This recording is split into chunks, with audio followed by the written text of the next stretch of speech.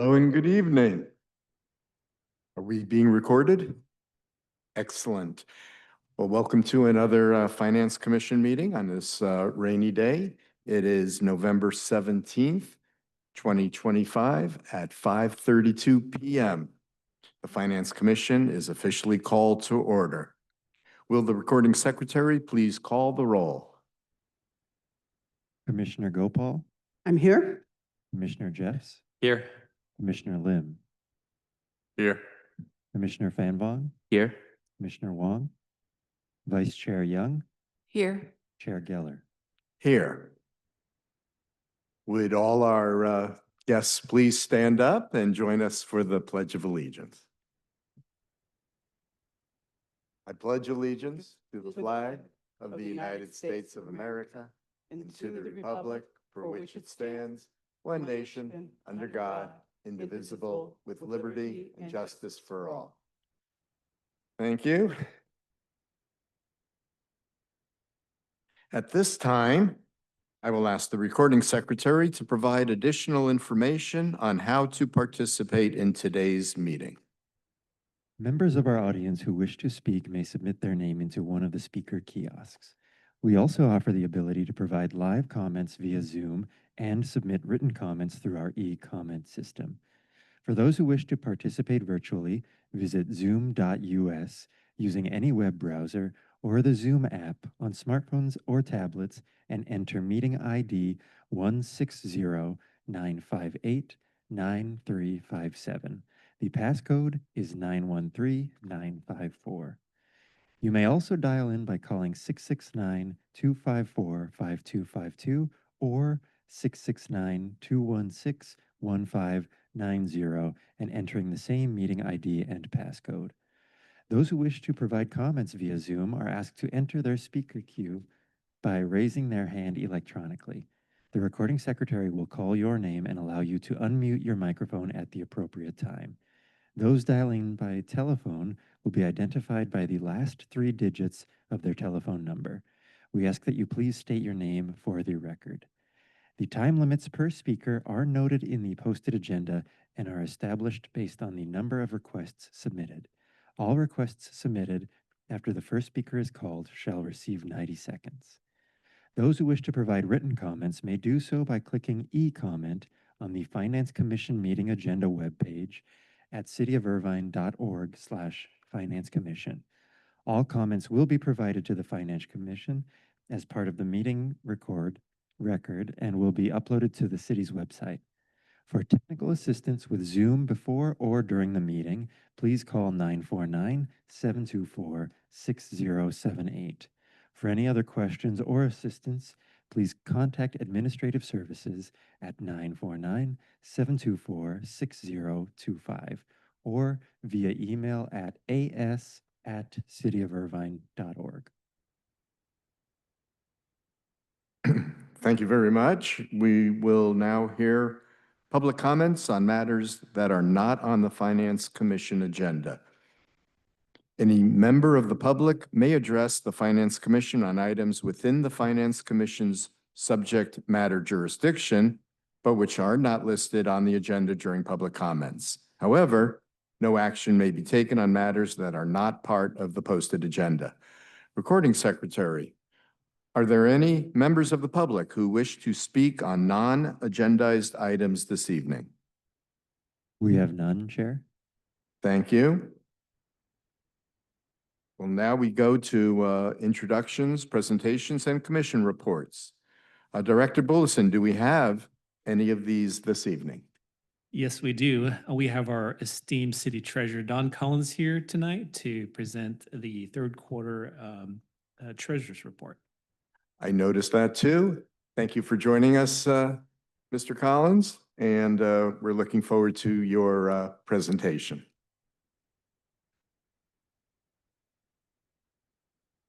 We need your microphone on. I believe it's on. There it is. Very good. Thank you. Outstanding. All right.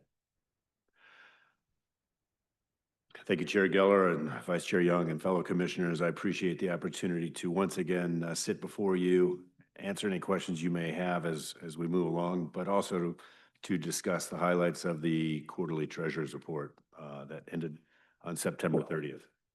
Again, as usual, I'll give a brief overview, talk about strategy, my thoughts moving forward, and the portfolio composition as it sits. Some of the data is a bit stale, as you know, but I will update it as we move along. The combined portfolios have a market value of roughly 1.63 billion, which is down from the prior quarter of 1.85 billion as anticipated. And all funds are managed by Meter Investment Company along with Stifel, which manages the specific gateway fund, as well as a portion of the special district funds. Under the direction of myself, the city treasurer, within the guidelines of the city's investment policy, the state investment code 53601, individual bond indentures, and our guiding resolutions. And I'll just state this just so it's on the record, all portfolios are in compliance with the state investment code, our policy, guiding resolution 2170, and all the individual bond indentures. So if I look at the first slide, or we look at the first slide, bit of information here. This is the pooled investment portfolio. The book value was 1.07 billion, and that is down about 103 million from the prior quarter, down from 1.18 billion as anticipated due to the prepayment of CalPERS, as well as various planned capital investment projects, which I'm sure you are all quite well aware of, and accounts payable. Last quarter we were together, the weighted average maturity and the duration were quite short and low because we had anticipated a large expenditure. WAM was 1.98. It's currently 2.46, and the duration was 1.79, which is now 2.19. As I told you last time, the project was delayed till March, and we elected to push those funds out of liquidity or overnight funds out into that 3 to 4 year and 4 to 5 year sector to try and take advantage of this. Advantage of the current yields in the market. My anticipation is that we will see, especially as more data finally emerges from the reopened government, that it's a bit softer than people will be happy with. I'm sure the Fed will probably, I anticipate seeing them cut rates, so the short end should come down. We'll see a steepening of the yield curve. So bottom line is, the managers, myself, working with, of course, Dale and Josh and Gemma, decided to push the duration out a bit. And the duration that we typically tell the managers to work with is a pretty wide band between 2 and 2.5. But I'm very happy to see them pushing up to the max side of the duration component. And again, that over time will lead to a higher stable rate of return, which you'll see in a couple slides here. You'll also notice the unrealized gain of about 6.8 million. 2 years ago, when interest rates were significantly higher, we had an unrealized loss of about 50 million. And as I've told you all in the past, first question you ask is this a credit issue? And if the answer is yes, then we'll deal with that. This is not a credit issue. This is purely a change in market interest rates, which have affected the market value. And this next slide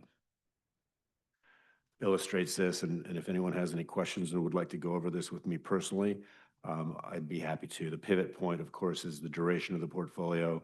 As market interest rates come down, the market value of the portfolio at a fixed income, non-callable portfolio will rise. The unrealized gain, with interest rates coming down a little bit in the month of October, increased to about 9.3 million.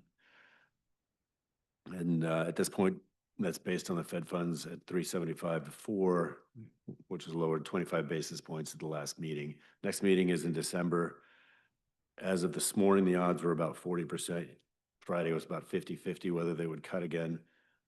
I believe that they're going to cut, especially when they start seeing some of the underlying employment numbers. Now, mind you, the Fed is very split right now, which is quite unusual.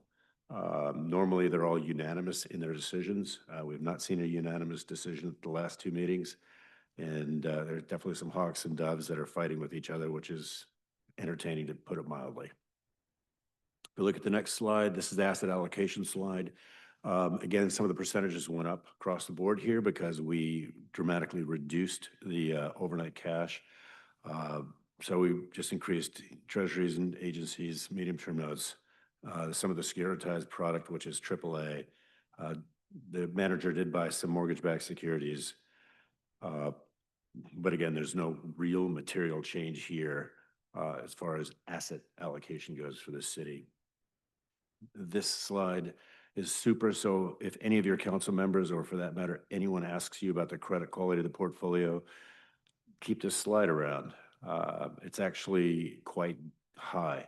Now, the last time we got together, or last few times, the AAA portion of the portfolio was significantly higher than it is today, and that's because Moody's finally downgraded this past summer the U.S. Treasuries to AA from AAA. So 44% of the portfolio is AAA, 45% of the portfolio is AA, and of the portfolio, 31% is in U.S. Treasury notes. 5% of the portfolio is single A. Again, I feel very comfortable with the credit rating and the credit and the names that we're in within this pooled investment portfolio. And to reiterate one more time, I'm sure you're getting sick of this, everything is in compliance with the state code, our policy, guiding resolution 2170, and the individual bond indentures. This slide really illustrates the change. Well, I probably should have put up last quarter's with it as well, but the overnight account dropped to 35 million. It was about 190 million when we were chit-chatting last time. We got about 223 million that will come out this year. And notice that the average book yield on that year, the next 12 months, is a 199. We're living in about a 3.50 to 4% world right now for investments. So everything that comes out over the next 12 months, barring a significant shift in market interest rates, will be reinvested at a higher rate. So remember that statement when we get to the next slide. The 1 to 2 year sector has 195 million that will be rolling in, giving us ample liquidity, specifically with the 100 million that will be going out for the gym in March. The number that we're probably looking at this point is trying to make the annual buckets about 185 million, unless we see something change dramatically as far as portfolio growth or contraction. But right now, this plan is to move away from that 200 million or so bucket to about 185 million per bucket. Liquidity on this has also dropped because we pushed everything out, and you'll see that 3 to 4 year, 4 to 5 year area was bolstered. So we went from a 35% 1 year liquidity to 23%, or just under 24% actually. And also, just to put this in perspective, because again, you're the conduit to your respective council members, in fiscal 23-24, the portfolio grew about 109 million. And that comes on the heels of a number of years of annual growth in the portfolio. If you recall, at our last meeting, I told you that 24-25, the portfolio contracted about 30 million. And as of today, early November, well, actually, I'll go through October 30th, the portfolio had contracted 72 million. But quarter to quarter, it was down 103 million. So there was a pop back up in October. But we are looking at a contracting portfolio, especially as one-time funds that were brought in are now finally being spent. This is the next slide. People ask me all the time. I shouldn't say all the time. I get asked this probably semi-annually. How much will this portfolio produce for the city over the next year? And last year, the portfolio produced roughly just under 35 million in interest earnings. This year, we're on schedule for the exact same amount, roughly 35 million in terms of revenue that's already locked in with the coupons that are in the portfolio. And if you look at fiscals 26-27, based on the bonds that are already sitting in the portfolio, if nothing changes, the portfolio will give off roughly 34 million. So it's very stable for the next few years. And I anticipate as this 0 to 1 year bucket is rolled out into that fiscal 2028 bucket, we'll be able to maintain the yields for a while. That fly in the ointment, of course, is a dramatic lowering of interest rates and or a dramatic shift down in the portfolio size, which would necessitate, obviously liquidating some portions of the portfolio. Next slide is the rate of return, which I spoke to you earlier. I really do believe that the rate of return in this portfolio will continue to gravitate higher as funds are maturing and swapped out of the short end. The red and the blue line are the 6-month and 2-year spot rates, and the green line is the average book yield of the portfolio. So one is clearly a lagging indicator of the other two. But if someone asks you where you think interest rates are going to go, you can look at this slide and just say, for now, slightly higher. But if the red and the blue line really get pushed down, then eventually the rate of return in this portfolio will gravitate down. It's just a very slow moving battleship, is a much better term to use than say the Titanic. Anyway, the rate of return for the at the end of the quarter was 350. The rate of return in the portfolio at the end of October is 362. So with a few swaps and some movement within the portfolio, we picked up 12 basis points over the last month. And I do see that continuing as we move into the end of the year. And if you have any questions about the Federal Reserve, I'm full of answers there. You may not agree with me, but I'm always, I enjoy talking about it. Total income to date for the pooled investment portfolio was $9.4 million. Next slide will be the Gateway portfolio. And again, there's no material change here since the last time we got together. This vehicle is used to purchase the asphalt plant. My suspicion is that this will be here for another year or two and then disappear as funds are exhausted and used for the conversion of that property. It's a very short-term portfolio. It's very sensitive to short-term interest rates. At this point, there's 77 days remaining average life within that portfolio. The final portfolio would be the Special Districts Fund portfolio, and I say this all the time. This was a complicated portfolio because it's a basket of 20 AD and red bond issues with 6 CFD issues.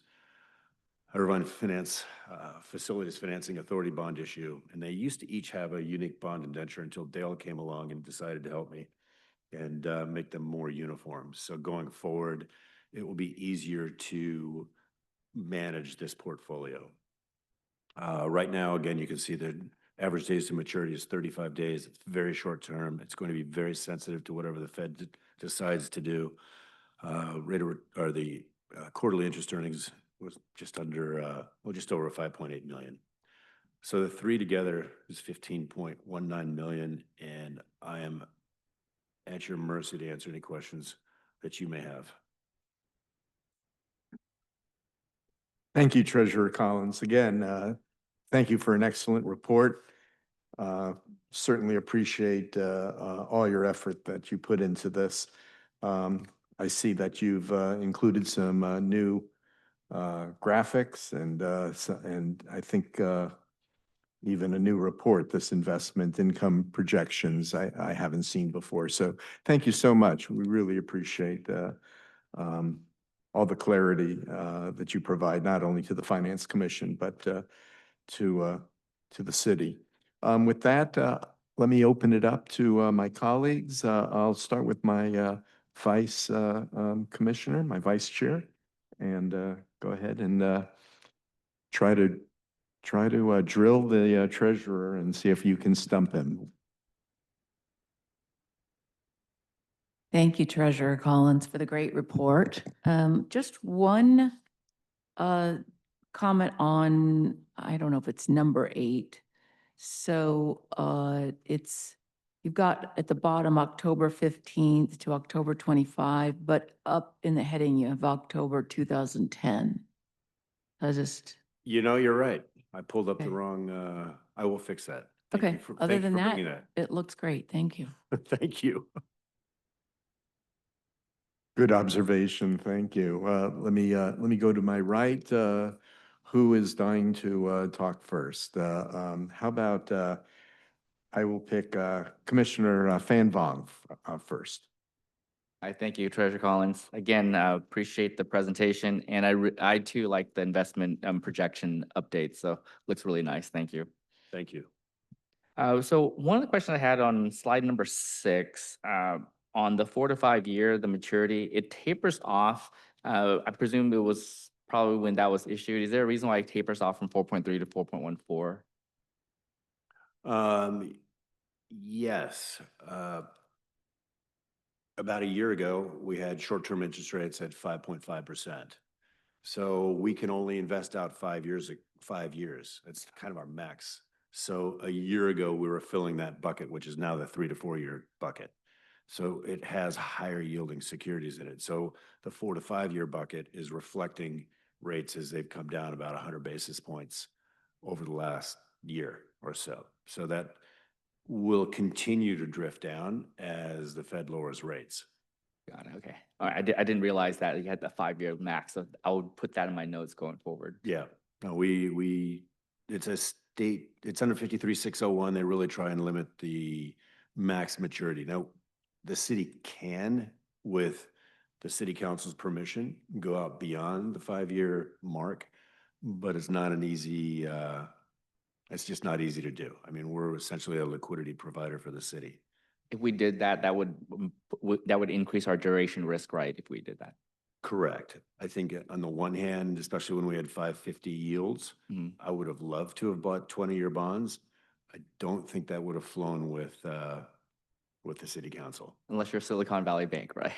Oh, boy, that's a name that they definitely, you're correct. All right, I'll leave it at that. Okay. All right. No, thank you. Thank you very much. That's it. Thank you, Commissioner Fan Vong. Commissioner Gopal, do you have any questions? No, thank you. Okay, that's fine. No. Commissioner Jeffs, why don't you go next, and then we'll finish it up with Commissioner Lim. Thank you. Sure, and thank you, Treasurer, for the presentation. Just thinking about longer term planning, how do you weigh the trade-offs of rates coming down? It sounds like in the near term we'll continue to reinvest, and even if rates come down, we'll still be reinvesting at a higher coupon rate than the average rate of the portfolio so far. But how do you think about it longer term if we're looking out, say, 5 to 10 years, if rates come down, when we, as the portfolio, if it balloons a little bit because rates come down, value goes up overall, but we're reinvesting at a lower rate, and then coupons out in the distance are lower. How do you think about long-term planning and kind of weighing the two? If I have a stable block of money, over time, duration wins. So I basically suggest to people to maximize the duration within their portfolio, which means even though interest rates moved to basically zero a few years ago, I was still a proponent of holding a certain amount of duration in the portfolio. Nobody anticipated the yields being at zero or zero bound for such a long period of time. I know of other portfolios that basically saw it happening and sold everything and stayed in cash, where the duration of this portfolio stayed a little bit longer and was able to hold on to that book yield as it drifted down. Now, we did experience quite a bit of pain as the Fed raised rates. I mean, they went from basically a zero bound to 550. That's so you had a 500 plus basis point move. And if you had a duration of, say, 2 on $1 billion with 5%, that's $100 million of unrealized loss, which is quite painful. So I try not to get into the game of saying, let's stay overnight and short, or else let's go all in and go long. I try to play the averages. And so when I go back and I look at the data from 1975, I go, a duration of 2 will definitely be a duration of 1 over that period of time. And so with the city, I'd say, let's just kind of play the averages. You'll have periods of excitement and you'll have periods of pain, but over the long haul, you'll outperform. So I guess that's my answer to you. As far as the city council goes, and you folks, if you decide to take that billion and spend it, well, then that'll take care of my job. So, but I think stability over the long term is the best answer, because that way you get away from calling the market. I mean, I'll ask you, where's the NASDAQ going to be next month? And what's the Fed going to do in December? And, and are you willing to put your mortgage on it, or your car, or firstborn, or whatever? And most people will say, yeah, I think I'll play the averages. And so that's what I try and do here. Got it. Yeah, thank you. And then Just what's your view on the broader macroeconomic outlook, inflation, unemployment, where we're at, where we may be headed, and how you think the Fed will respond? That's actually a really good question. I have really mixed views. I mean, we've obviously had the government shutdown, which is going to really skew a lot of the data that we receive over the next 2 months. I think under the surface, if you get away from the AI bandwagon and the trillions that have been either spent or being spent in that arena, the economy is really hurting. There's a significant percentage of people in this country that are not able to pay their bills, that are having a real difficult time. I track subprime auto loans. It's higher, it's as high as it's ever been recorded since 1990. I also track consumer debt and, you know, who's paying it, who's not paying it, along with mortgages, et cetera. You know, the jobs that are being cut right now aren't blue collar jobs. They're white collar jobs, and they're high paying jobs. And a lot of these high paying job recipients are people that have bought houses and bought cars and are, you know, kind of sadly living paycheck to paycheck. And so when you blow 100,000 white collar jobs out of the market, that you will see pain. It's going to be lagging. So my thought is that you're going to see a steepening of the yield curve. The Fed will lower rates because I think that they're going to focus back on labor, even though price is still running hot or higher than their 2% target. So at the very least, you're going to see a steepening of the yield curve. So I do expect the Fed to cut rates. I do expect the Fed to cut rates quite a few times next year as it becomes more readily apparent that the economy is not as strong as people think it is. I mean, look at the stock market. Just start going through the get away from anything that's AI related and anyone selling chips and go back through and say, how are their earnings really? Even though the S&P reported a significant growth for the quarter, the data isn't there. And you talked about unemployment as well. As I jump around, the JOLTS data has really pulled back, and the small business index surveys are all quite negative. So it's just a matter of time before I think you start seeing that data bubble up. I mean, we live in a weird place. We live in Irvine. And, you know, I had somebody the other day look at me and say, well, real estate's great. And I go, well, it is if you live in Irvine. But I mean, have you guys, so my son lives in Henderson, and then there's a place called McDonald Ranch, which is full of billionaires, and it's just a beautiful, beautiful community. And I've watched the properties in there because my son bought right outside the gate, and I wanted him to live inside the gate. But there used to be 10 to 50 homes for sale. And when I was there 3 weeks ago, I just wanted to look and see. And there were 350 homes for sale in this community. Now, I've made the great mistake of trying to build a house up in Lake Arrowhead that still is not complete. And trust me, a year ago, there may have been 50 properties around there. Go on Zillow right now, and you'll be shocked at what you see. There are 1,000 properties around my house, my yet to be completed home, that are for sale. And then I started drilling in, and I'm seeing all these price cuts. So homes aren't selling. And if anything, the housing market is a disaster around this country, except for maybe Newport Beach and Irvine and Laguna Beach. So yeah, I think that's a great question. And it'll be fascinating next time we get together if what I say is really starting to come to fruition and at least percolate from a journalistic standpoint. Because, you know, you look at the Wall Street Journal sometimes and they're all bulled up and they're all momentum driven, but they're ignoring the facts. I'll have to get off my soapbox. I probably. Oh, very interesting and helpful. Thank you. Well, I think thank you for that, but I'm not sure.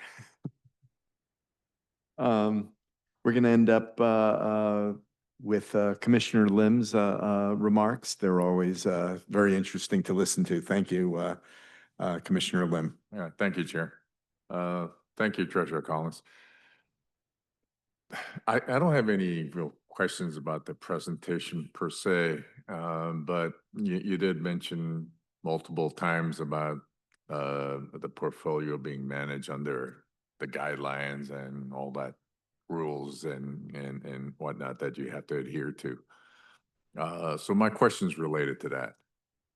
If you had free reign to some extent, what criteria or which part of the guidelines would you make a change to make your job more impactful? Duration for me. There are certain portions of this portfolio that can only really be spent or utilized in a catastrophic event. Mhm. So all cities, I'd look at the liabilities and say, okay, what's the true life of the liabilities of the city? Can we take a portion of the funds and create a reserve account and really start pushing and managing that longer? That's what I would do. I can't do that because the law is in place, and it's many times a lot of the regulations are to the lowest common denominator. There are other managers. So is it a state law or? The state law, it's 53601. And it basically states that you're not allowed to invest out 5 years unless you have council approval. And Okay, so even though there's a state law, you can override that with council approval. you can. But in many cases, as you all are very, very well aware of, if you increase the duration of, There's more risk, obviously. there's going to be much more market risk. You have interest rate risk. Right, I understand that, yeah. Some that's people it. can't stomach that. They love it when it looks pretty, but they don't like it when it doesn't look pretty. And a good example of that is, 2 years ago when the city had a $50 million unrealized loss, which I was celebrating. And some people were looking at me like I was crazy. But, unrealized losses, if you're not over the tips of your skis, just means you're reinvesting into a higher rate environment. You understand that, but the person from the Orange County Register up here who may have a burr under his bonnet doesn't, and then can make life miserable for all of you and all of the council members. So that's why duration has really been limited for municipal portfolios. Okay, but do you think there's a level of increase in duration That's that's warranted. modest, that gives you a little bit more flexibility that you think can be stomached by the council? I mean, obviously, they have to understand the risk return related to that, but I've been doing this for a long time, and and the answer is no. I convinced 2 municipalities to do it, one county and one municipality to do it, and it lasted as long as the people were in office. And then the new group came in and they absolutely went sideways. So you're susceptible. We would be talking about making long-term plans with a very short horizon group of controllers. That's where the real risk comes back. It becomes a real political football as opposed to a logical and rational football. I mean, all banks, when they're managing their assets and liabilities, they try to match the duration on both sides, so they're not exposed too much in, one side or the other. I mean, it seems to me, I mean, to the extent that why should the cities be really that much different in terms of matching durations, in terms of kind of what our plan is on the asset side versus the liabilities, I should. I 100% agree with you. It's just not really politically It's a political, correct. yeah, minefield, I guess. That was all the question I had. I was trying to see if there was a way to put a little bit more flexibility in there, given that 5 years is great, but it's a pretty short time period, and um, there's I think a limited amount of additional flexibility is not necessarily a bad thing.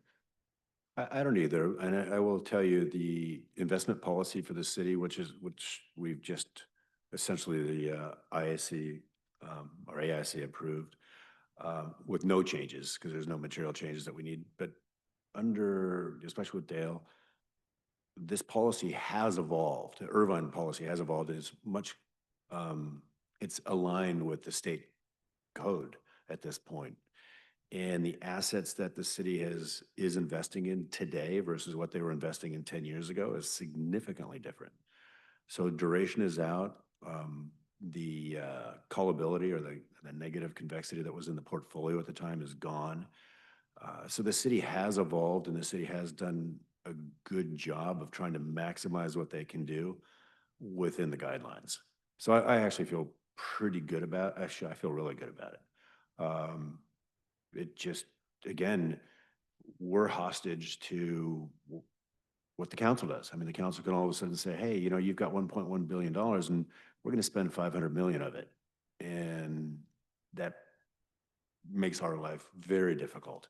So that's why I'm always looking at Josh and Dale and saying, hey, are there any surprises out there? And that's when I look at all of you. And that's why I look at Chair Geller and say, you guys know of anything that I'm unaware of? Because again, we're trying to hold the max duration possible while also being sensitive to the needs of the city. Understood. Thank you. Thank you. Thank you, Commissioner Lim. Anybody interested in round two of questions? This is mostly a receive and file, nothing that we have to decide on. With that, I just want to thank you again. We don't want you to start investing as Bob Citron did many years ago. We don't want that portfolio either. And the Finance Commission will hopefully be influential to the council so they don't do any things that are rash either. But thank you so much. We're in good hands. We really appreciate all your effort. We're looking forward to your next report, and we'll see where we are at that time too with the economy. Thank you again, Treasurer, and we can't thank you enough for the job you do.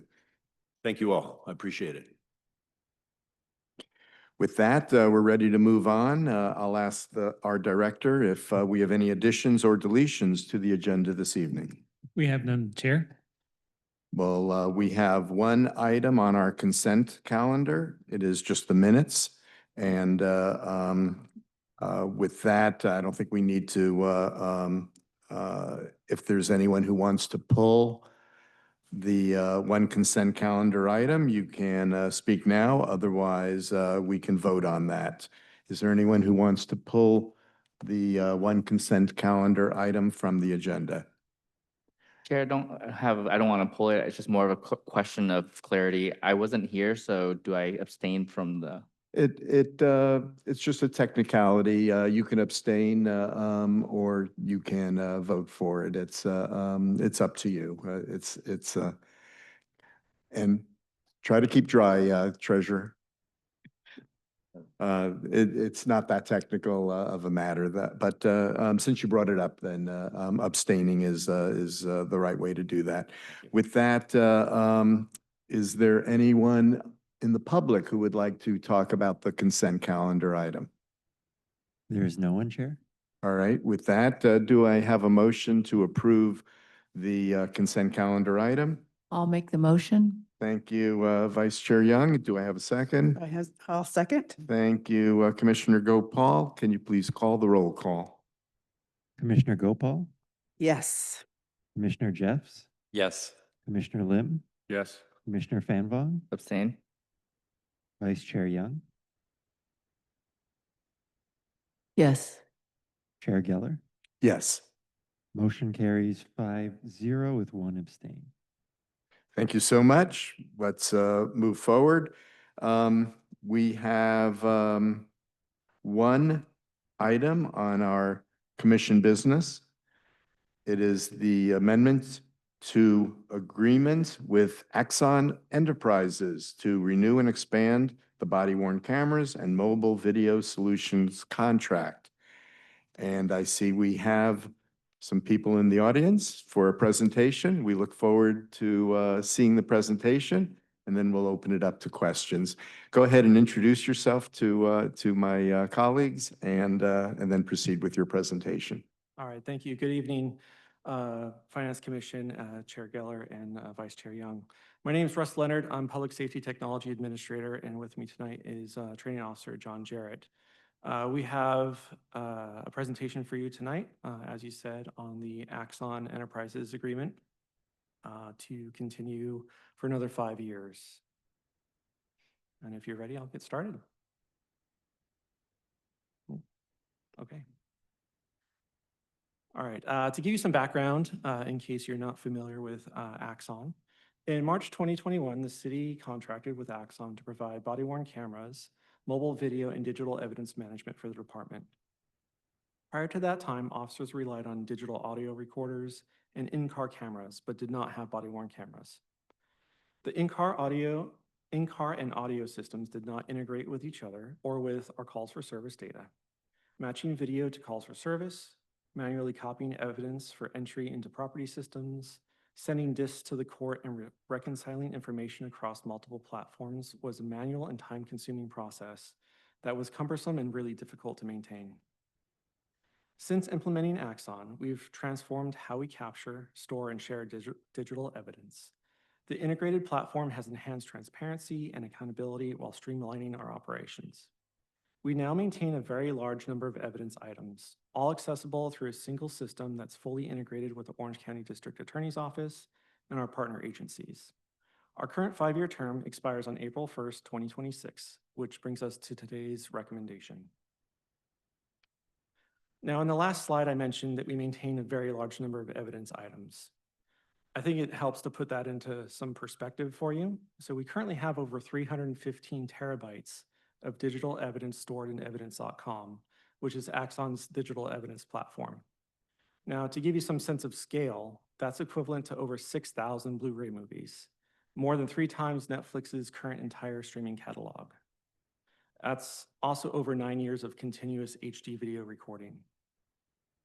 In addition, we currently have over 980,000 individual pieces of evidence captured by public safety officers, plus another over 4.7 terabytes of evidence submitted by community members and businesses. The system is fully integrated into the Orange County District Attorney's Office, allowing us to seamlessly transmit discovery and share evidence with prosecution. It also enables secure evidence sharing with other law enforcement agencies, both for sending and receiving video from our regional partners.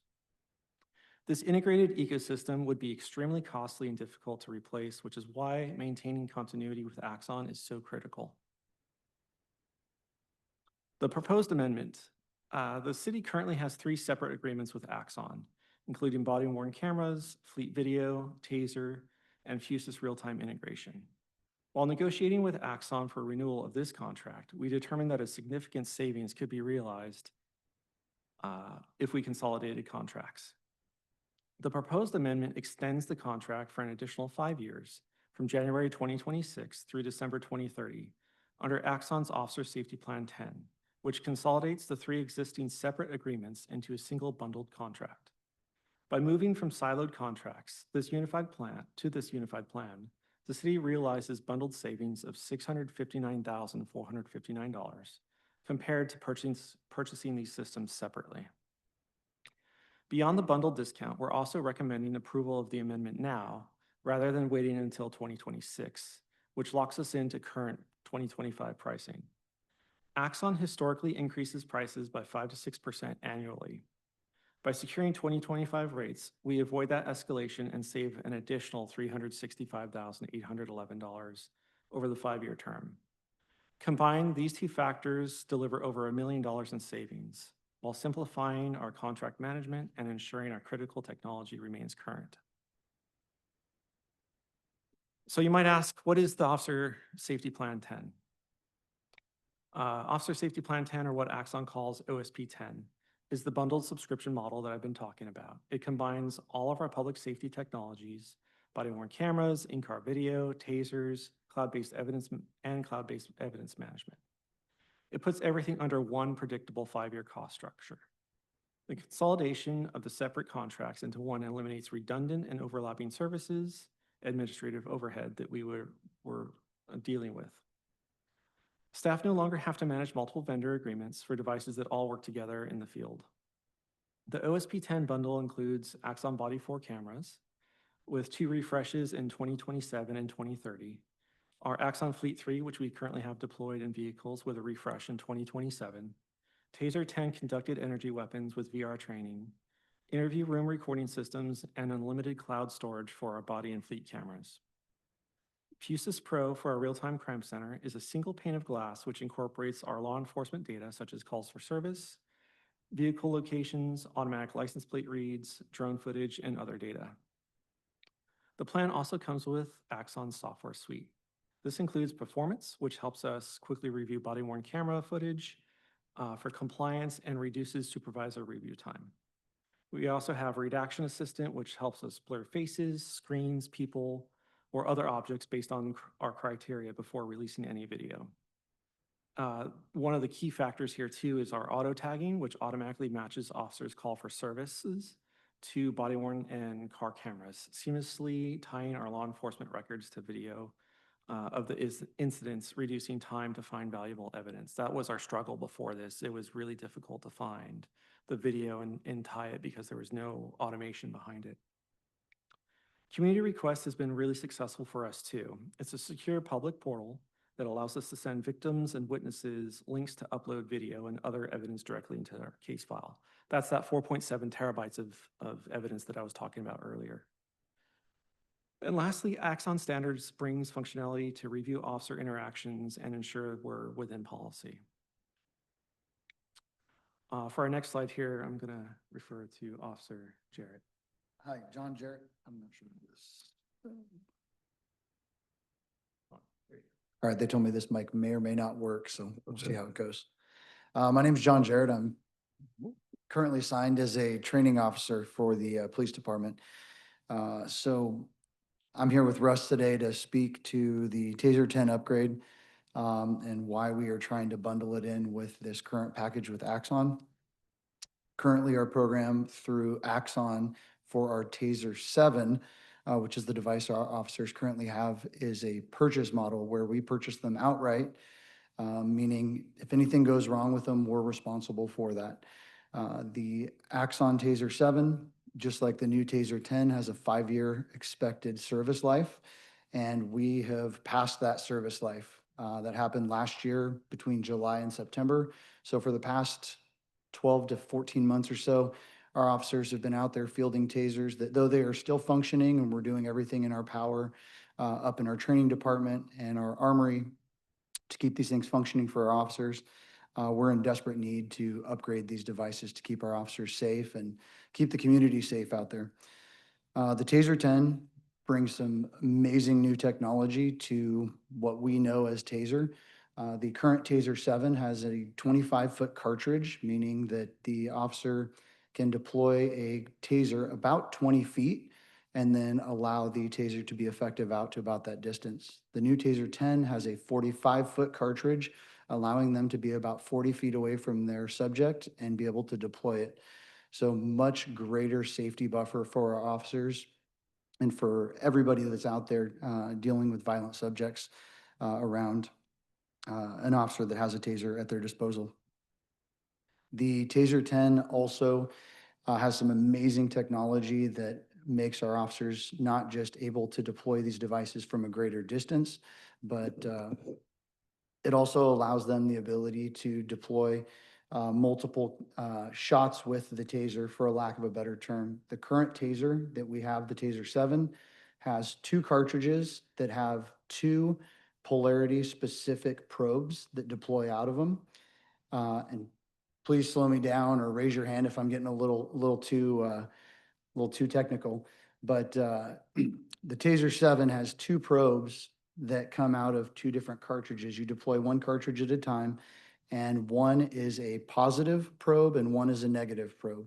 So my officers are dealing with a violent encounter with a subject, and they have to make sure they get a positive and negative connection. It's amazing technology. It's better than what they've had in the past. But if when they're deploying these cartridges, the suspect moves or they don't get full connection of a positive and a negative probe, they do have one more chance with their second cartridge with the current TASER 7 to try to get the opposite probe that they got before. So if they get a top probe with one, then hopefully they get the bottom probe with the other, because if they get two top probes, it does nothing for them. Taser acknowledged those downfalls of their system, and they have done an amazing job at upgrading their system, where their new probes, not only is it not two separate cartridges, it's now 10 separate probes that you can deploy, which are polarity agnostic. So my officer, just like their firearm they train with bi-monthly, now when they deploy a taser, they are able to specifically target areas on the subject which they're dealing with, and they don't have to worry about, is this a positive or is this a negative? And if I didn't get one, I need to hopefully get the other. They just need to know that they need to get a minimum of 2 probes into the subject they're dealing with. So not only can they now deploy this Taser 10 from a greater distance, they can now be a lot more worry-free about how they have to deploy the probes into the subject. Like I talked about, end of service life, all this new technology is absolutely amazing. But one of our biggest things that we're coming against right now, these tasers have been amazing. The Taser 7 has been amazing for us. It was a huge upgrade from what we had prior to that. But because of the purchase model that we have, not only do we purchase the tasers, we purchase all of those cartridges that come along with it. We elected to go with the purchase model the last time around. And that means that every time my officer deploys a taser cartridge in the field, we have to go buy a new taser cartridge to replace that.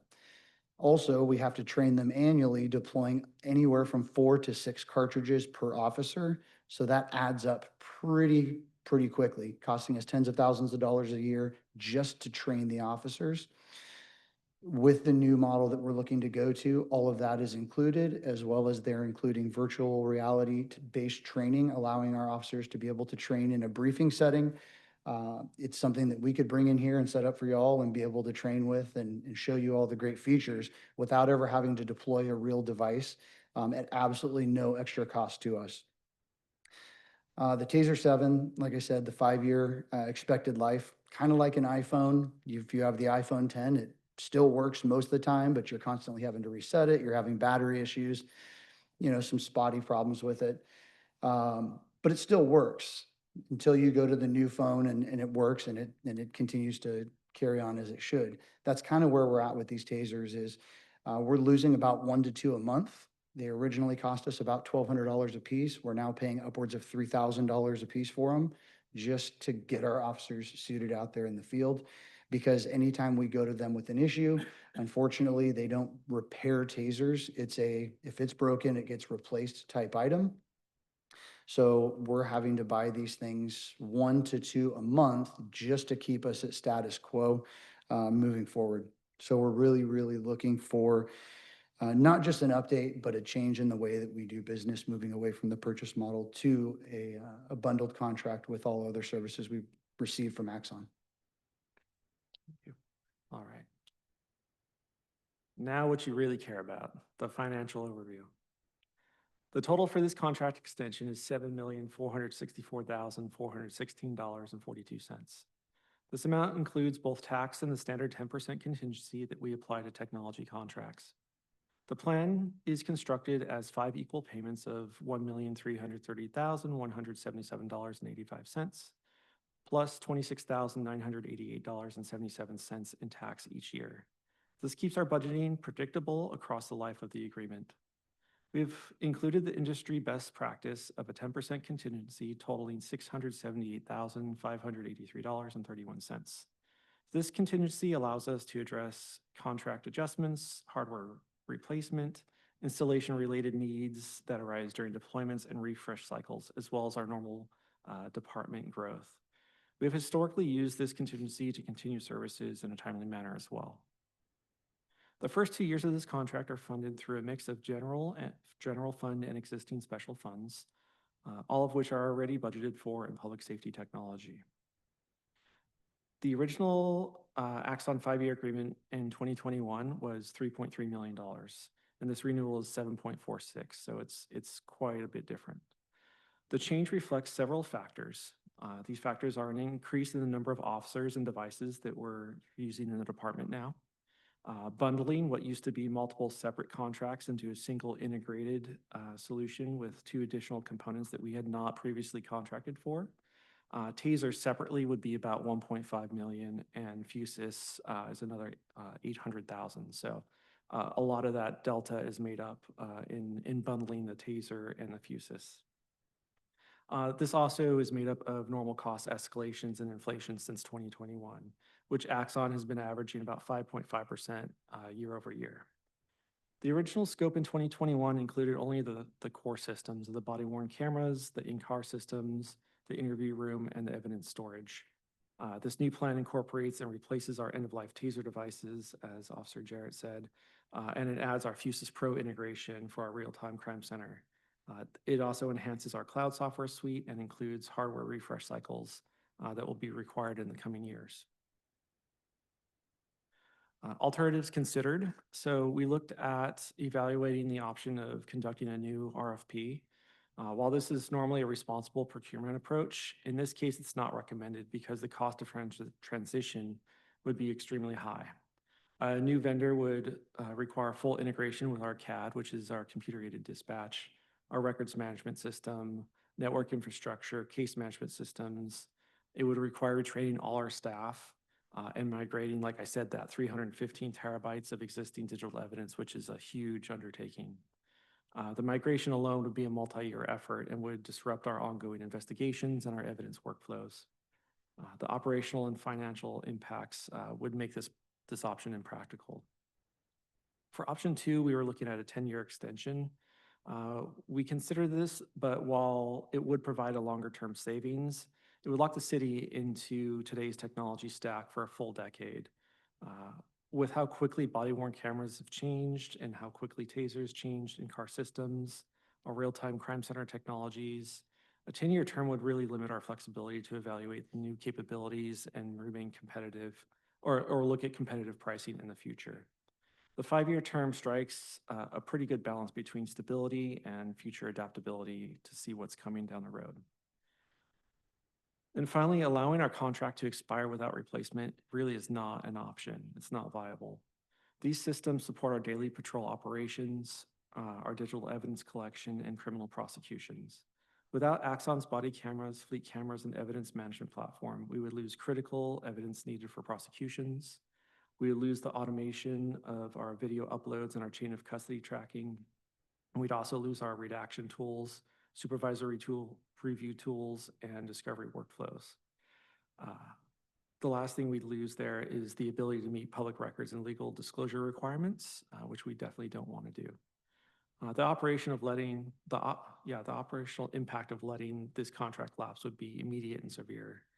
After evaluating all the alternatives, the 5-year bundle renewal provides the best combination of operational continuity, the cost control, and the flexibility to adapt as technology changes.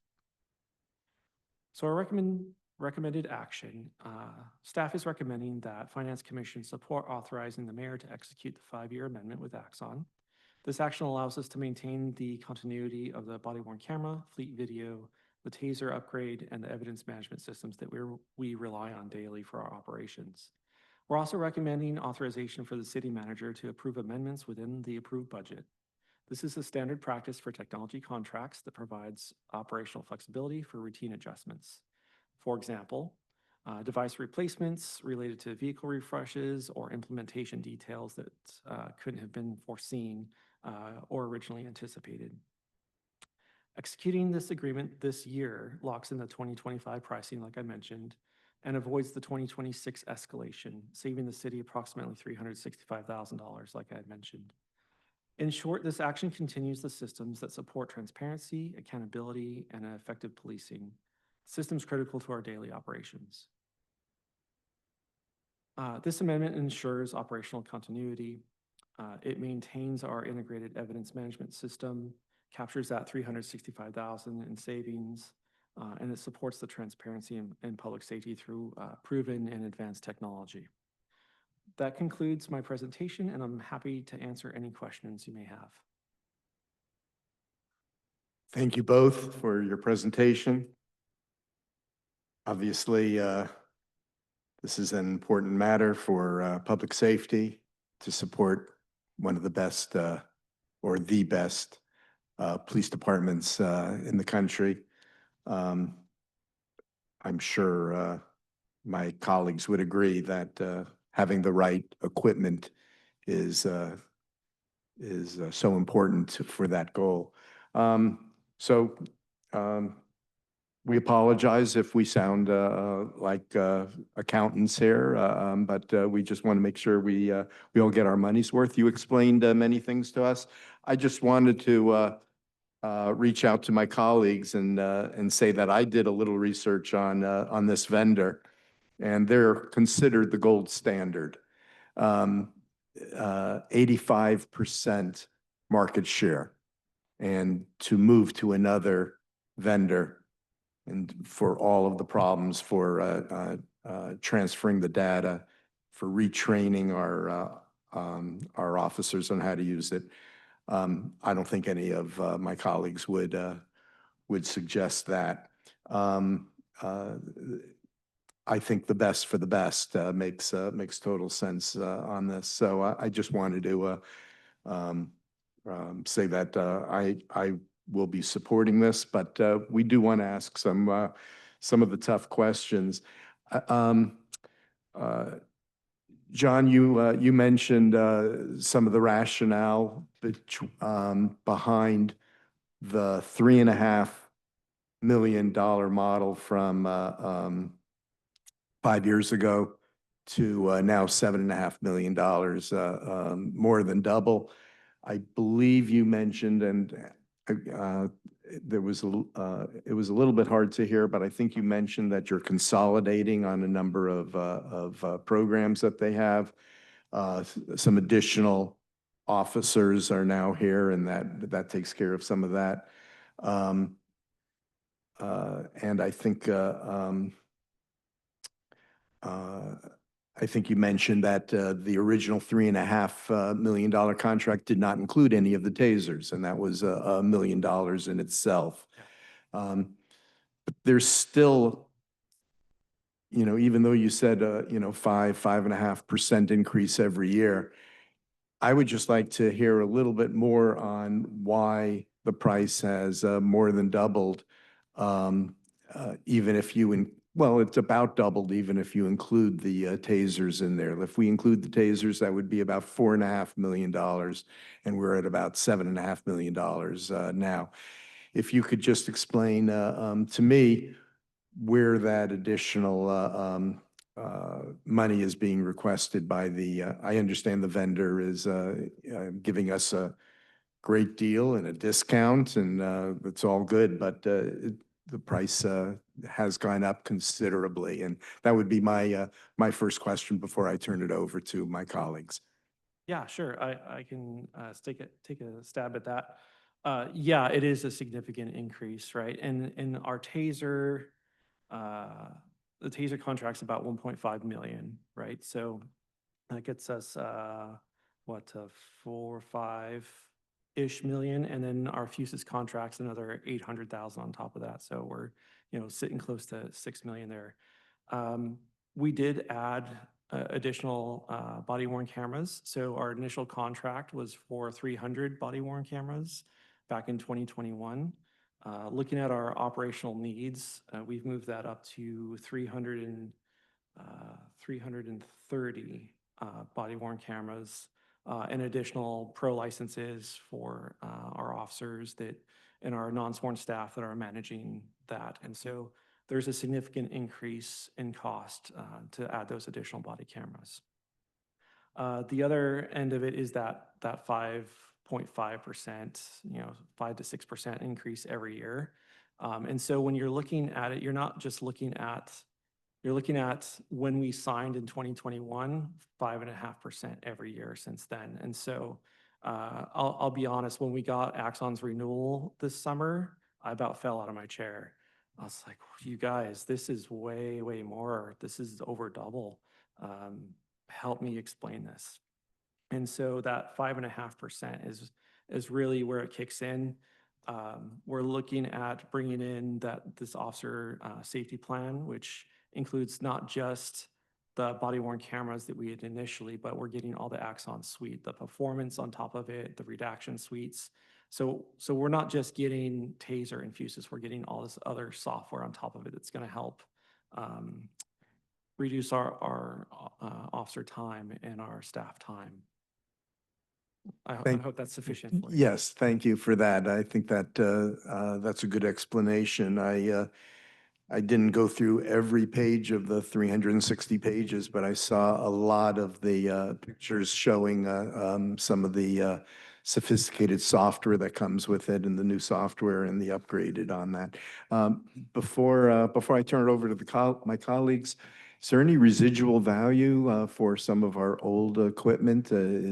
Do we own that? And would other police departments and cities that are not in as good a shape as the city of Irvine, is there a market to sell some of our old equipment, cameras and tasers? Yeah, that's a really good question. So in the current format that we're in, Axon calls it TAP, and it's their replacement program. So essentially, we've contracted in when we do our refreshes, we give them back the old cameras and the old equipment, and then we get new equipment, like a one for one, essentially.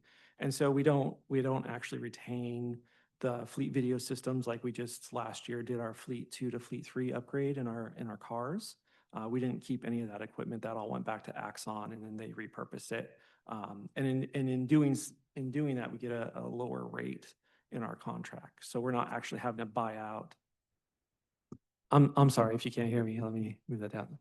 Yeah, so we're not actually buying the equipment. It's more of a lease program, essentially, without calling it a lease. They call it TAP. So like Officer Jarrett was saying, we bought our tasers in 2019, and that's been a challenge for us. So going to this route helps with the management. For example, if an officer gets into a pursuit, loses their camera, or gets run over, like they get into all kinds of weird situations where their stuff just gets damaged. There's no questions asked. Axon sends us a brand new camera, and we send the broken one back, and we get it like the next day. It helps with their market share also when no one can buy used equipment. So that's part of their plan here. Well, let me turn it over to my colleagues. I have some more questions. We can go through a couple of rounds for my colleagues. If you have more than 5 questions or 5 minutes, we can share that. But let me turn it to my vice chair, Commissioner Young. You can start. Thank you, Chair Geller. And thank you, gentlemen, for the presentation and the information. And I just have 2 questions and an observation. One, I recognize that you have an existing system, there's a possible upgrade, and obviously changing it now would be probably have an impact, a significant one.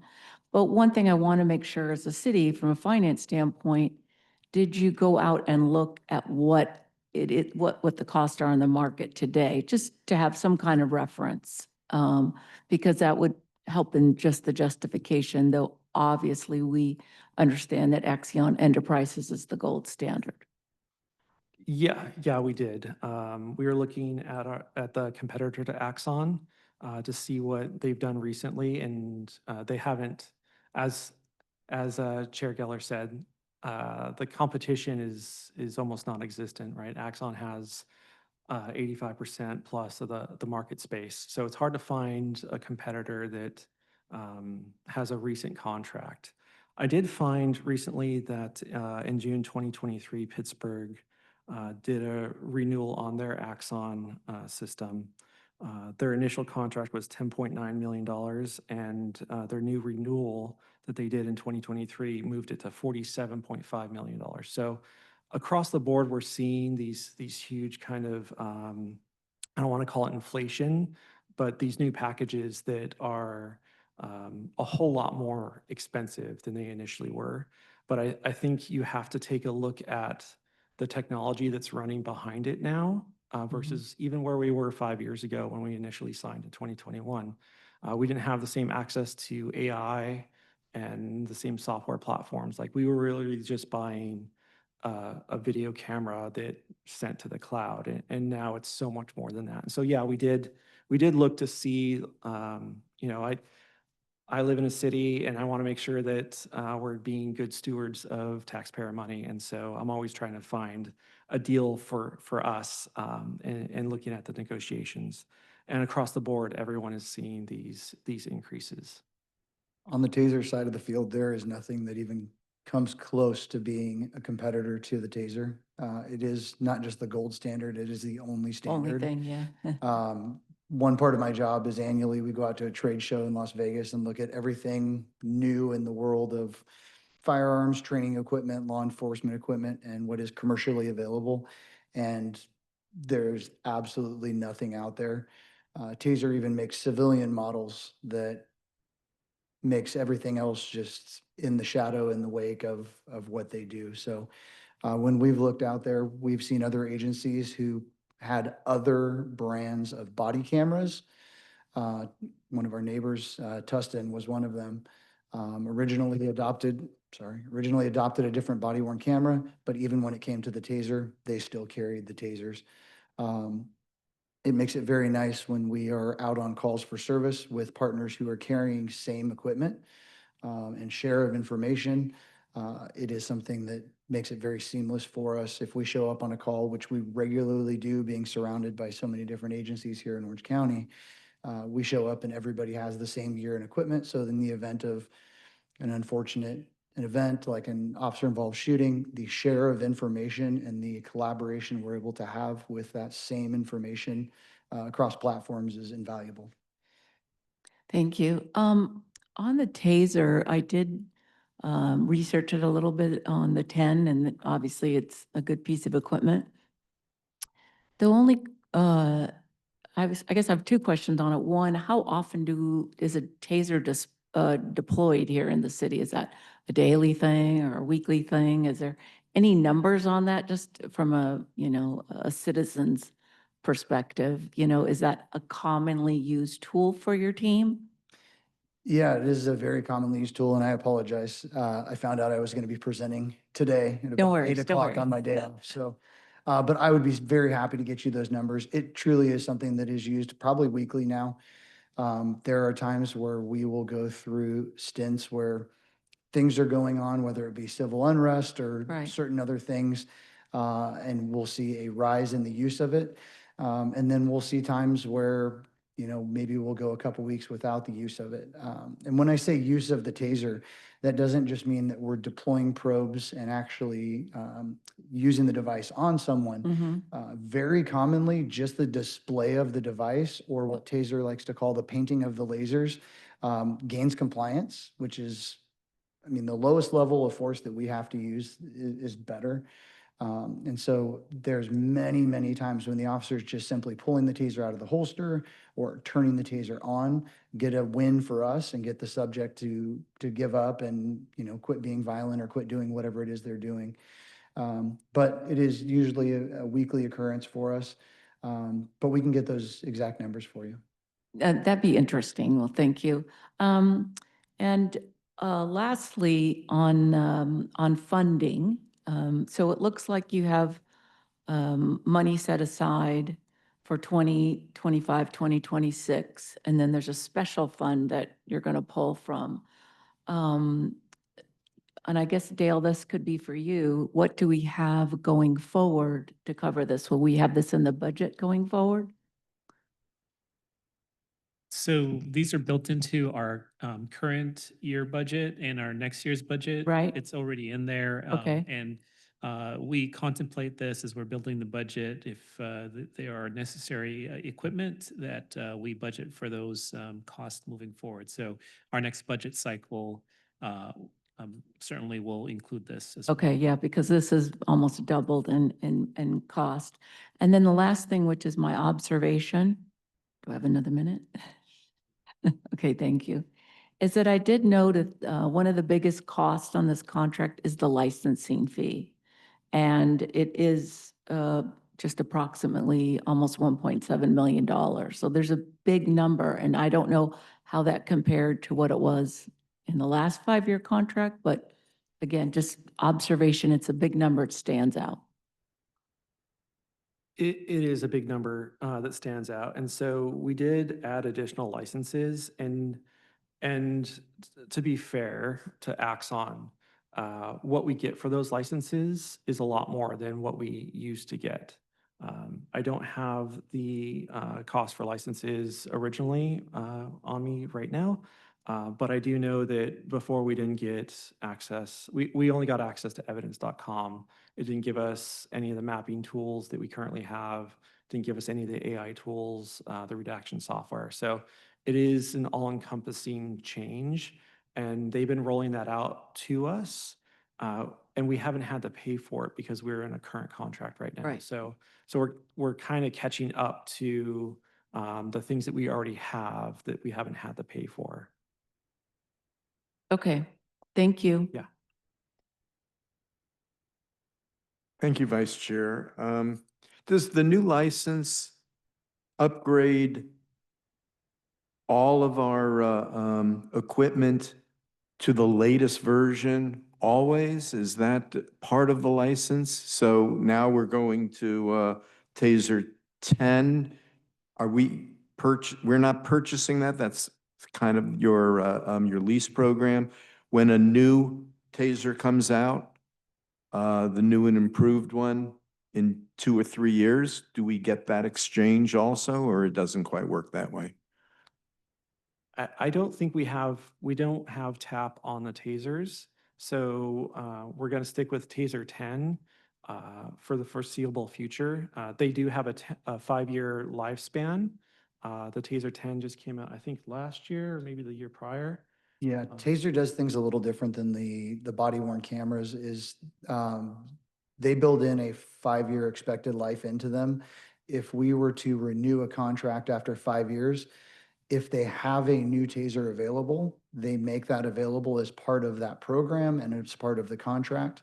If they don't have a new TASER, or if maybe our agency doesn't choose to go to whatever the newest version is, they would give us 1-for-1. They would actually swap out the TASER because they do give them a true 5-year expected life. So they're not going to just leave us with them and extend the contract. They would give us a 1-for-1 exchange for all tasers, cartridges, and any expendables that come along with that.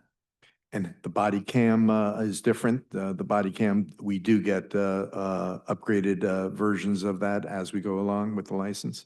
We do. We actually have 2 refreshes in 2027 and 2030. So we'll get 2 new sets as they come out. So the body cams come out a lot more often than the tasers. Taser will only give you like what they call the TAP upgrade to whatever the latest version is if you do a 10-year contract, because they are built in with the 5 years of life. So yeah, with our fleet and our body cameras, we'll get a refresh. Fleet doesn't come out as often, so we only get 1 refresh for that. But for body cams, we get 2. I see. So, so right now, all tasers are going to be replaced with this contract basically near the beginning of the year. Yeah, and it's not just the TASER. There's an entire ecosystem that goes with that. There's smart chargers, there's all the batteries, all the cartridges, holsters have to be changed out for them. There's an entire training program that they bring, and it's integrated into that package. And some new training, I would imagine, too. Yeah, they bring out what they call their master instructors, and they will get me and my adjunct cadre trained up so that we are now the department experts on that, as we did with all previous generations of the TASER. All right, so all new tasers, first quarter of 2026 or so, or does it get rolled out slowly? So the way that they typically will do it is they will get a few of us to the training as soon as we sign contract or as soon as we start working that direction. And then they'll start going up into production or getting us in line for that. So we would have to see what their current lead time is. But we definitely will be pushing them on getting them to us sooner rather than later. They know the position we're in. And though it's a trade program, we do have 20 or so tasers that we have purchased that we will get some credit for, but it's going to be very, very minimal because the vast majority of our tasers are beyond their service life. as are most of our batteries and training devices. And the new cameras, you say the new version isn't available quite yet. That will be phased in we get 2 new cameras during this contract, Yeah. maybe in 2 years and and all of them will be replaced at that point? Yeah, that's correct. We just did our Axon Body 3, so we were on Axon Body 3s. We just did our refresh this summer. Now we're all on Axon Body 4, which is the latest iteration. We expect in 2 years, they'll probably have an Axon Body 5 with even more capability. You know, I remember, I don't know if it was 5 years ago or maybe before that, but the controversy was whether the police officers would actually wear them and use the cameras. Do you remember that conversation? And now it's just part of their uniform, and that's refreshing. Things have changed when we had that conversation. Well, let me go to my right, and why don't we start this time with Commissioner Lim, who was last time. Yeah, oh, you weren't prepared, see? So, I like to mix it up. Thank you. It seems to me, Axon has a monopoly on this business, and, you know, if I had a monopoly, I'd raise it as much as I can get also, so it's understandable. We need to get competition in here, I think ultimately, that's the only way to keep, I think, costs reasonable. Have you guys explored what other countries, what they use in Europe or Asia or, you know, Australia or whatever? There must be somebody that that's not Axon that uses comparable systems. Axon International. Really? It really is. A lot of their original studies for the Taser 7 were actually done in the UK, where a lot of officers in different details across the UK don't have the ability to carry a firearm as part of their primary duty. So they did a lot of their studies on them where they were using the Taser 7 at the time, which was the latest technology. So this is a worldwide product, and it's something that even though they do have a monopoly, they've continued to push what they do to a whole nother level. This most recent iteration, them including virtual reality as part of the training, it's nothing that they had to do. But as a trainer, it's an invaluable tool because instead of having to have all the safety precautions of everybody putting on safety gear and having a confined safety location, I can find any room in the station, throw on a virtual reality headset or throw up the screen and be able to train them right on the fly. So yes, they do have a monopoly, but they continue making what they've been doing for us that much better. And they do it well. Are they a publicly traded company? They are. Oh, I better look into their stock then a little bit then. Or we could ask our treasurer to do some investment, yes. The payments over like 5 years. I presume, I think I know the answer to this, but I'm going to ask it anyway. I presume the 5-year, that's just how the payment is structured, but you're basically committed to pay those payments, fixed payments every year for 5 years. Is that correct? It's not like after 2 years, let's say some miraculous product comes out that he said, oh, we're going to do this. Stop paying them and cancel it and switch over. Yeah, we're obligated unless our city attorney can find a way out of it. Okay, that's what I thought. Yeah. So like I said, that's what I figured. Do we have what I would call a most favored nation clause in here? What I mean is they can't sell the stuff to another police agency cheaper than they sell it to us. In other words, are we getting the best price? Or are they giving someone else more favorite treatment, giving them a better price? Are we getting the best price that they're giving the most favorite client? We're in the best price that we can get. And so Let's say LA does it. LA has 5 times more people. Do they get 20% cheaper than us because they got more people? I've not seen that when we've done our research on it. But to be fair, Axon has set up the timelines so everyone's on a different schedule, right? And so you said that they're a monopoly and they know how to work it, right? So trying to find someone that's in the same time frame as us so we can get an apples to apples comparison is really difficult. And so we really can't make that kind of call. But what I will say is when we looked back over the last 3 to 5 years in terms of contracts, everyone's seen that 5 to 6% increase. Everyone's logging in or attaching themselves to officer safety plans and these other plans that include substantially more than they had originally contracted for, just like we are looking at. And so by and large, we're paying roughly the same as everybody else is. Do we know that with some level of certainty? I mean, is there like a police association, throughout the country that kind of share information on what are you paying for this? What are you paying for this type of So thing? we do have user groups where other IT professionals communicate, their challenges, what they're seeing, the trends, market trends. And by and large, everyone is seeing these increases. So I can't tell you for certain, like, okay, LA got, body cameras for $10 a month less per user than we do. I can't tell you that. But what I can say is that everyone's seeing these price increases. And so they've been pretty, I don't think fair is the right word, but they've been fair in pushing these higher prices across the board. So there's nobody that's skating by on cheaper prices. Sometimes the best way to deal with a monopoly is to create a monopoly buying group. Get the police association groups together and say, look, let's do some volume buying here and negotiate as one and get the best deal possible and figure out how to allocate those, pricing across the different size of the purchases by each agency. Um, they got you as a divide and conquer right now, and you don't have any negotiating leverage. Negotiation is all about leverage. It is, and they are part of some cooperative agreements.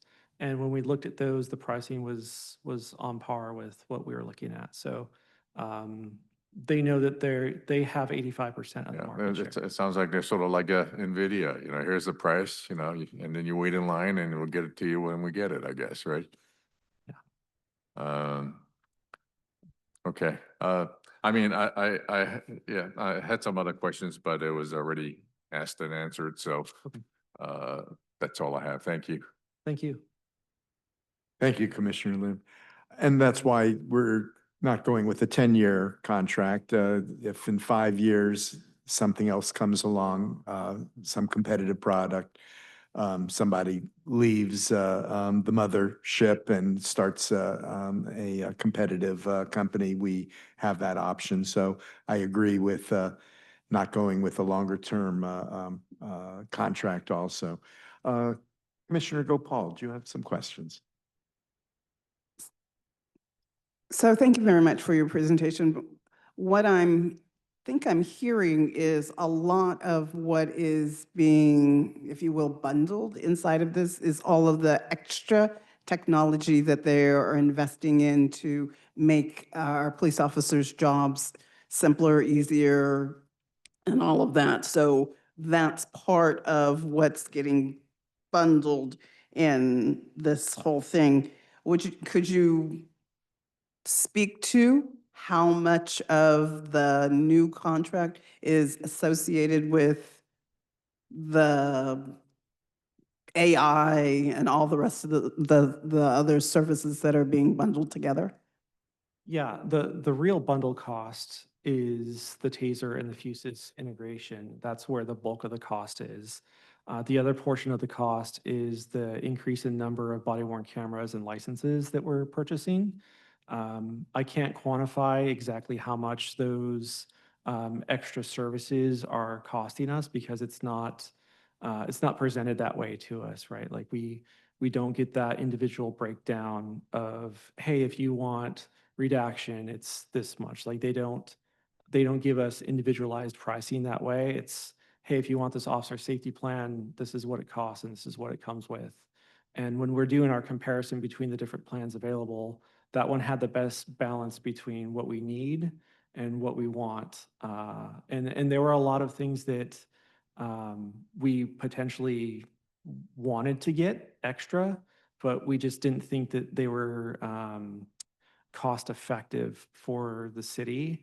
And we really wanted to focus on our officers' needs and what we felt was the most beneficial for the price. So could you just give me an example of something you chose to pass on this, in this contract? Sure. Axon has a whole fleet of anti-drone technology that that we're passing on, and the biggest cost for sure was their full inclusive AI. So their Draft One product. I'm not sure if you are aware of what that product is. It basically watches your body camera footage. It transcribes it and it builds a narrative for you. And it almost tries to build your police report for you to assist the officer. It's like, hey, here's an outline of what happened based on your interaction. So that was the biggest cost. That was over $1 million a year just for that. And so we thought, hey, that would be great to have, but it just doesn't make sense at that price point for us. And again, there's no competition, so there's nothing to drive that price down currently. But that doesn't mean in 5 years that that's going to be the case still. Got it. So thank you very much. I mean, it's clearly a monopoly, and one of my biggest concerns is that we'll be kind of locked into them because they're the leader and represent 85% of the market, and the next time we come out to bid, they'll still represent 85% of the market, and we'll be kind of locked into having to go with them again because they're the gold standard. If I could just add to that, I don't necessarily think that's a negative thing. They are the gold standard. They are the leader for a reason. Like their product, to steal from Steve Jobs, it just works, right? And so our officers put it on. They know when they hit that button that it's going to record. They know when they get back to the station that the video is going to be there without any issue. And the product just works. And if there's problems, they fix it for us right away. So I don't want to paint a negative light on that because they are the gold standard and there's a reason they have 85% of the market share. I hear that. Thank you. Okay. Appreciate it. Thank you, Commissioner. I would just, listening to what you say, just the AI aspect of it and being able to help create reports and do the transcriptions, that could save easily $1 million in overtime for the officers to do that. And it's a mundane, boring part of their job. Overall, this represents a tool that's only about 1% of the budget of the department, which is all labor. A tool that is so critical, so important. Does this integrate with the officers' computers that they have? Obviously, Exxon doesn't have the market for everything. Does it do some integration to their computer systems too? We do have integration with Axon in terms of our calls for service. So for example, if Officer Jarrett goes out on a call, if he activates his body camera within a certain time frame on either side of that call for service, it will automatically tag that call for him. So he doesn't have to take the time to figure out, oh, which call was this, and map those things up. It does do integration for our in-car. There's an app on the car that lets them tag and record. It also has license plate reader technology in it. So there is integration with our current existing systems. In terms of going a step further, like you were talking about, the Draft One that can help us write our reports, which we've elected not to do right now because it is such a costly feature. That would be a copy paste. We don't have that integration yet, but that's not to say, and with the advancements in technology, that in a year or two, that might be something that we consider looking at. That would possibly be part of the contingency funds, or you would come to the Finance Commission for, We would that's a probably- costly option. It's a costly option, and we would probably come back to Finance Commission for something that large and that different in the contract, because it is such a big lift. Well, come to us with how much it will save the city rather than how much it would cost. Yeah. With that, let me turn it over to Commissioner Jeffs. Yes, thank you both. And yeah, Officer Jarrett, first of all, I want to take you up on the offer for the virtual reality training session right here. Just a couple of questions. I think my colleagues have covered most of it. Yeah, I recognize it's hard to do the apples to apples comparison with other cities and then even with the previous contract, just because there's a lot in here and it's changed over the years from the prior scope and what offerings are included, all of that. Has there been any look at the areas in this contract that are similar to the areas in the past contracts? So for example, if we look at the body cams, if we look at the tasers, have you guys done like a per unit cost to see what it was before, what it is now, to make sure that the price increase of individual units is consistent with the 5 to 6% increase that we're hearing about? Yeah, so that's a great question. And again, it's difficult to do an apples to apples comparison. And the reason being is when you look at how the quote is broken down, the OSP 10 includes a body camera, a pro license, and a taser. And so we can't break out the cost per unit without the taser, because it's part of that plan package. So the increase, let me figure out how to phrase this. So the increase is consistent with adding tasers and the 6%, 5 to 6% per year in cost. So it wasn't like it's a huge increase per unit. When you look at, this is what 300 body cams cost in 2021, and this is what 330 body cams cost with tasers in 2025. Gotcha. Okay. And then so the thought of like looking at other cities or other countries, that's been brought up, and again, recognize that that's difficult just because everybody's got their own circumstances, own sizes, all of that. But because we've said there, something close to a monopoly, there's got to be a ton of public data out there just on other similar contracts that other cities have signed. Maybe they're a little bit dated, a year old, 2 years old. But any instances we're aware of similar bundles in recent years that have been sold, like, similar offering scope to what we're looking at now? And maybe it's a city of a different size, but looking at like the per officer cost or something like that? Yeah, we looked at, I'm just looking through my notes here so I can give you some solid answers. City of San Jose earlier this year, they extended the contract through 2031. So they went another 6 years with Axon, and they increased their payments by $9.3 million over the 5-year contract. So they're seeing a significant increase as well. Their original contract was, let's see here, like $4.5 million. So they saw an almost doubling as well. Again, we went out and looked at other agencies that had, kind of similar contracts that we were looking to do.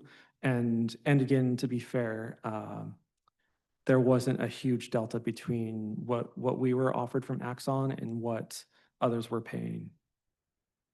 Got it. Again, everyone's seeing a huge. Yep, understood. And it makes sense. And yeah, the example of the iPhone was brought up earlier. Like the iPhone now is a lot more expensive than it was 5 years ago, but it also does quite a bit more, has more storage, all of that. But just want to make sure that the price increases are consistent with what's reasonable beyond just pure price growth. And I don't want to suggest that the city is getting taken or anything like that, because I don't think we have the evidence to suggest that, but just, kicking the tires here. And then lastly, how do you guys work with IPD to determine those high priority areas? What's needed for public safety? What is most helpful to officers? When you're putting the scope together, what boxes were you looking to check, and how do you prioritize what the force needs? Yeah. In the original RFP that happened in 2021, we had a full body-worn camera committee that involved non-sworn people, professional staff like myself, various officers throughout the department, professional staff, sergeants, everybody from the top down. And we had a scoring rubric. And so we went back and looked at those same guidelines that we had used back in 2021 to see has anything significantly changed in our department's requirements and needs since then. So we met with our Office of Professional Development, talking to the different teams within a department to see, are there things that we need to expand on? Do we need drone technology? Do we need this AI technology? Can we should we test it out? Can we demo it? And so over the last 6 months, we've been doing just that. We've been looking at what are the different technologies that Axon provides to us? Are there competitors in that space that it makes sense to go to or keep using if we currently use a competitor to Axon? And so we really went down the list of what do we need that we don't have, and is what we have what we really need? And the answer was yes. We need the body camera, the dash cam, the evidence management, and now with our real-time crime center, we need Fusus to help us perform at our peak. Understood. That's all for me. Thank you. Thank you. Thank you, Commissioner, and we'll end with Commissioner Van Vong. Thank you. Well, thank you for the presentation. In terms of like the tasers, like I normally like to experience things myself. And if there's ever a Taser 10 experience, like real life experience, I would like to see how effective these tools are. I'm actually very serious about that, because if I approve something or want to vote for something, I think I should feel how effective it is. Like if it's effective on me, I could see how it would be effective everywhere else. So yes, I would like to be tasered if that's like I'm insinuating. Just We could test the Taser 7. I have not been tased by the 7 or the 10. I was tased by one of the previous generations when I first became an officer, and I will tell you it is a very, very effective tool. But I would be happy to set something up, and I think that the rest of the And I mean it very seriously, because I need to experience how good these things are, because then I feel very comfortable with approving these things. So. sounds Hey, if great. you vote Yeah. against this, you may be the first that he ties it on. Yes. We'll need to have you sign a disclosure before you do that. Oh, definitely. We don't want to lose any of our finance commissioners. All right, so my question is, it seems insinuated, right? But the real-time crime center integration, is that where it aligns all the videos? Yeah, so if you haven't seen what Fusus does, it's a really, really interesting technology. It integrates our calls for service, our license plate readers, our city cameras into one uniform platform. So if there's a call for service that pops up, our real-time crime center folks can tap on it, spin cameras that way. They can see what's going on in the area. They can interact with the drone team and really get resources where they need to go way faster than we currently could or previously could. And then one item too is like on chain of custody, which service provides chain of custody for evidence? So that's evidence.com. So any type of evidence that gets pushed in, whether that's from a body-worn camera to a link that we send to an officer, or sorry, to a witness or a victim in the field, that gets tagged. And there's a full audit trail. Sometimes it'll be pages long of, even if I went to like search for it, like, oh, Russ Leonard searched for this video for whatever reason. So it's got a very extensive audit history and a great chain of custody for us when we send our data over to the DA's office. Yeah, because as a data person professionally, that's probably one of the biggest strengths that I actually see in Axon. Because their chain of custody is so rock solid, and especially with AI, right? Chain of custody will be important. And as everyone says, they are a monopoly. I'm just hoping they're Nokia monopoly, right? Because back in the day, Nokia used to be all the phones. Then the iPhone came. I'm praying that in 3 years, there's an iPhone that comes for this protection technology. But Everyone asked most of the questions I asked, and so thank you everyone to the commissioners, and thank you everyone for your presentation. Thank you. And yes, I don't mind being tased. I'm very serious about that. We'll get you all taken care of. Right after your free Right now. basing, Yes. okay? Or free jumping. I'll just end with a couple of final questions. First, does this include cameras, fixed cameras on the patrol cars? Yes, this includes our fleet cameras that are, there's actually multiple cameras in our patrol cars. There's a forward-facing camera that's got a wide-angle lens, so it can see very wide, like I think 160, 170-degree field of view. There's a more narrow one to help when you're reviewing, you can see a little bit further down the road. And then we also have a backseat camera that records as well. So if we're transporting someone, we have that footage as well. So that's why there's such a high number of cameras. That's including body cameras as well as fixed cameras. Yes, sir. 315 terabytes. So where is that data stored? Right now, I believe it's in Axon Cloud Storage Center in Las Vegas, and then they also have one in Phoenix or Scottsdale, Arizona. So there's backup on that, and those those are owned by Axon also? They don't contract through Amazon? I believe the back end actually does go through Amazon AWS.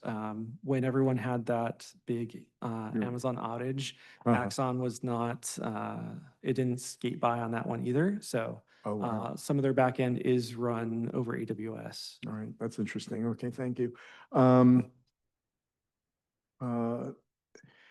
You know, I'm looking at this attachment 2, and you know, as far as the pricing, we talked about pricing and how Axon owns most of or all of this business.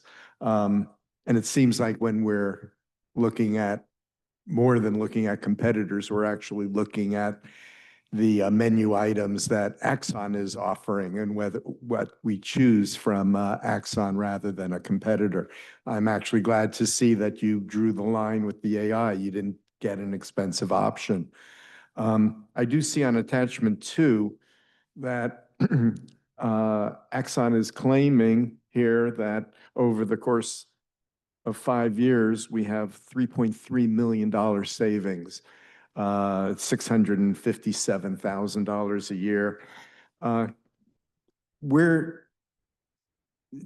do they come up with these looks like rather exaggerated amounts for savings? Do they have some sort of retail They do. amount that they're comparing this with that nobody would ever buy?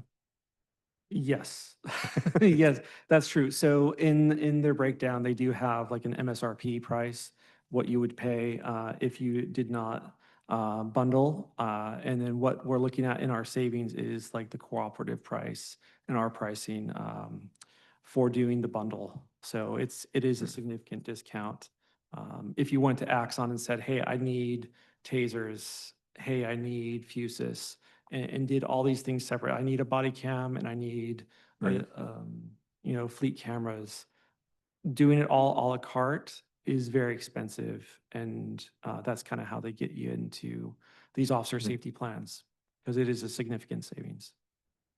Well, I did see that because we're terminating the old contract early, there was about a $560,000 savings there.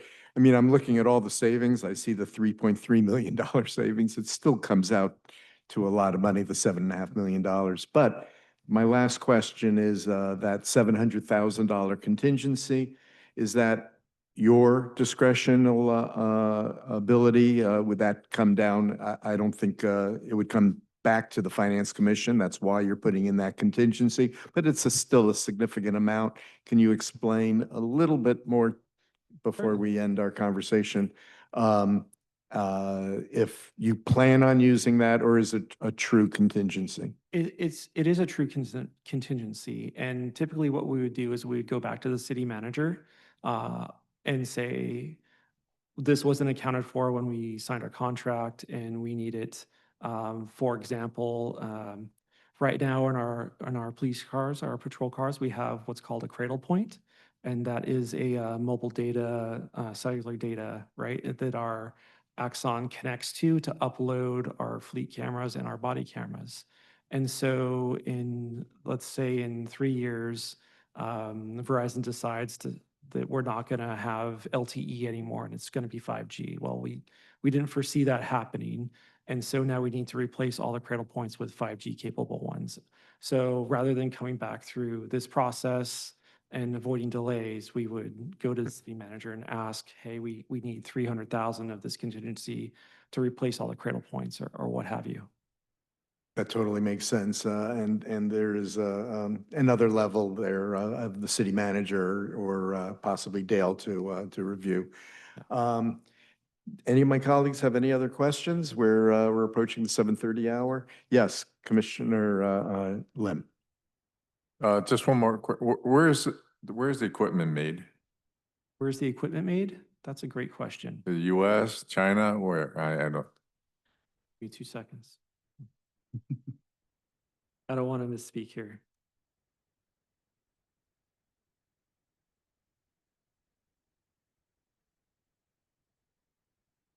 Equipment is primarily manufactured in Scottsdale, Arizona. Oh, really? Okay, so it's locally made. where the That's where the primary- headquarters are. Yeah, that's where their headquarters are at, and that's where they do all their R&D and testing. Okay, all right, thank you. Thank you. Anyone else? I'll ask our recording secretary if there's anybody in the public who wishes to comment, and we'll restrict them to less than 10 minutes. There is no one, Chair? There is no one. All right, excellent. Well, thank you so much for your presentation. This is, again, just to repeat, so important, so necessary, and makes our officers do their job better. The accountability is there. It just totally makes sense for the best police force in the country to have some of the best equipment. So thank you again. With that, I will honor or I will look forward to a motion to approve the expenditure as written. Do I have a motion? I move. I'll second. All right, so we have, was that Commissioner Fan Vong who moved and Commissioner Jeffs who second? With that, would the recording secretary please call the roll? Commissioner Gopal, Yes. Commissioner Jeffs, Yes. Commissioner Lim, Yes. Commissioner Fanvong, Yes. Vice Chair Young, Yes. Chair Geller. Yes. Motion carries 6-0. Thank you so much. Well, I'm sorry to say that our Finance Commission is drawing to an end here. All the people in the audience are, we're looking forward to extended information, but I'm sorry to say it's over. So thank you so much. If there's no objection, let's call it an evening. Any objections? With that, consent count, the consent is here. Thank you so much. Thank you. Appreciate it all. Thank you.